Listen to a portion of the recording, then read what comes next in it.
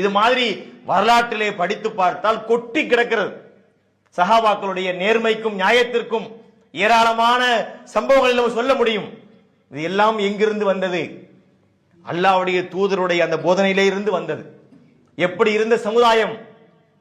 குடிபோதையிலே மூழ்கி கிடந்தார்கள், வட்டியிலே மூழ்கி கிடந்தார்கள், பலவிதமான தீமைகளை புரிந்து கொண்டிருந்தார்கள், காட்டு அரபிகளாக வாழ்ந்தார்கள், அறியாமை காலத்திலே பல தீமைகளை புரிந்தார்கள்.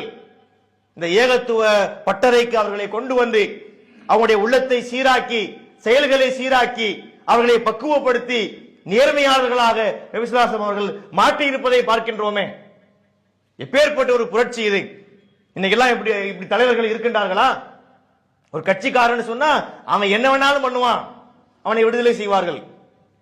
தப்பே பண்ணா கூட அவன் மீது வழக்கு விழாது, அவனை பாதுகாத்துக் கொள்வார்கள். எதிர்கட்சிக்காரன் வைங்க, செய்யாத தப்புக்கு அவன் மேலே வழக்கை போட்டு உள்ளே தள்ளுவார்கள். இதுவும் அநியாயம், அதுவும் அநியாயம். தப்பு செஞ்சவன் தன் இனத்தை சார்ந்தவன் என்று காப்பாற்றுவதும் அநியாயம். நம்மை ஒருத்தன் எதிர்க்கிறான் என்பதற்காக செய்யாத குற்றத்திற்காக அவனை தண்டிப்பதும் அநியாயம் இல்லையா? இது மாதிரியான ஆயிரக்கணக்கான அநியாயங்களை அன்றாடம் ஆட்சியாளர்கள் பண்ணிட்டு இருக்கிறாங்களே.